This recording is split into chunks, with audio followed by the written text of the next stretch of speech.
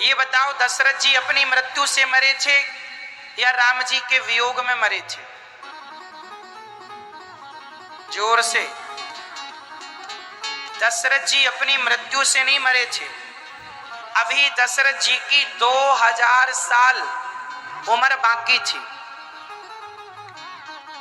और दशरथ जी राम जी के वियोग में चले गए। जब रावण मरा तो दशरथ जी राम जी से मिलने आए। ये बात किस किस को पता है कि रावण के मरने के बाद दशरथ जी राम जी से मिले हैं? ये किस किस को पता? आप लोगों को नहीं पता? रामचरितमानस पढ़ा करो मेरी माँ, उसी में लिखा है ये सब, लंका कांड में। जब रावण मर गया तो राम जी से मिलने दशरथ जी आए हैं और दशरथ जी ने कहा, वाह बेटा, तुमने धर्म की मर्यादा का पालन किया है, मैं तुम्हें कुछ देना चाहता हूं। राम जी ने कहा, पिताजी चलो, आप अयोध्या के राजा बन जाओ, मैं आपको जीवित कर सकता हूं, भगवान है, अपने पिता को जीवित कर सकते हैं। पिताजी ने कहा, ना बेटा, मुझे अब जरूरत नहीं, लेकिन मेरी उम्र बाकी है 2000 साल, मैं चाहता हूं कि वो उम्र मैं तुम्हें दूं। और पहली बार दशरथ जी ने अपनी उम्र राम जी को दी, तब से कहावत चालू हो गई, मेरी उम्र तुम्हें लग जाए,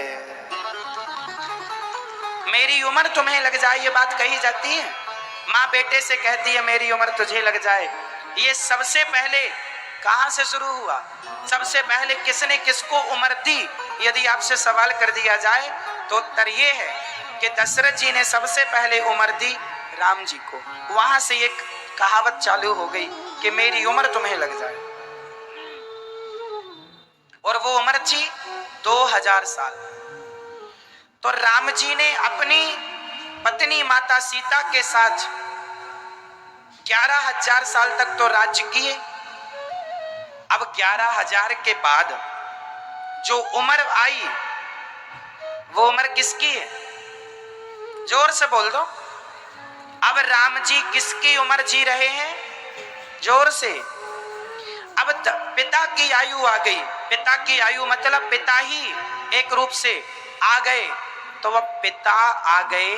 पिता की आयु से बेटा, एक ससुर अपनी बहू के साथ पर कैसे रह सकते हैं? मर्यादा ना टूट जाएगी कि राम जी की आयु अब पिता वाली स्टार्ट हो गई, तो राम जी उस पिता की उम्र से अपनी पत्नी के साथ कैसे रह सकते? इसलिए राम जी ने माता सीता से कहा, वनवास जाओ, अब मेरे पिता की आयु चालू होने वाली है। इसलिए राम जी ने कहा कि ठीक है। इतने सारे कारण थे, लेकिन लोग नहीं जानते इस मर्म को, इस रहस्य को। और ये सब चीजें लिखी हैं पुराणों में, शास्त्रों में। वाल्मीकि रामायण में कुछ लिखा, कुछ रामचरितमानस जी में लिखा, कुछ यहां कुछ वहां लिखा। लोग जानते नहीं और बस राम जी को गलत ठहराने की कोशिश।